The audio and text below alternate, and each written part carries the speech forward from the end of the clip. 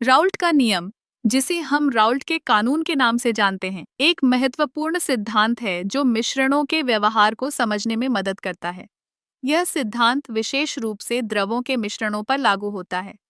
Raoult का नियम कहता है कि एक आदर्श मिश्रण में किसी घटक का वाष्प दबाव उस घटक के द्रव में मौजूदा अंश के अनुपात के समान होता है।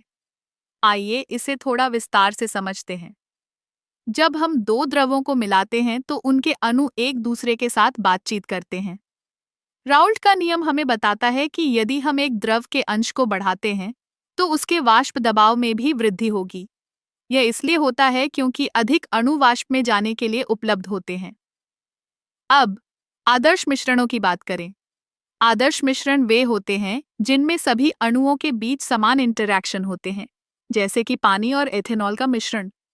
लेकिन जब हम वास्तविक जीवन में मिश्रणों की बात करते हैं तो हमें गैर आदर्श मिश्रणों का सामना करना पड़ता है। इन मिश्रणों में अणुओं के बीच की इंटरैक्शन अलग अलग होती है, जिससे राउल्ट का नियम पूरी तरह से लागू नहीं होता। एक और महत्वपूर्ण पहलू है कि राउल्ट का नियम केवल हल करने वाले द्रवों के लिए सही है। यदि हम ठोस या गैसों के मिश्रणों की बात करें तो हमें अन्य सिद्धांतों की आवश्यकता होती है।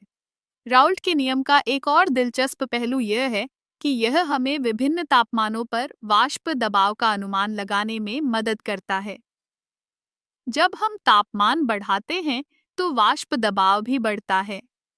यह सिद्धांत रासायनिक इंजीनियरिंग और औद्योगिक प्रक्रियाओं में बहुत उपयोगी है, जैसे कि डिस्टिलेशन में।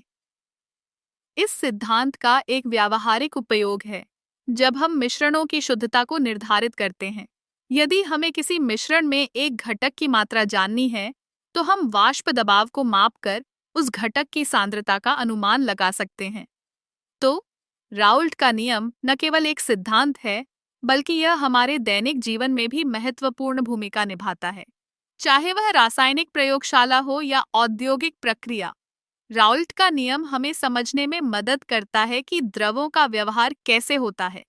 इस प्रकार राउल्ट का नियम एक ऐसा सिद्धांत है जो हमें मिश्रणों के वाष्प दबाव को समझने में मदद करता है, और यह विज्ञान के कई क्षेत्रों में एक महत्वपूर्ण उपकरण है।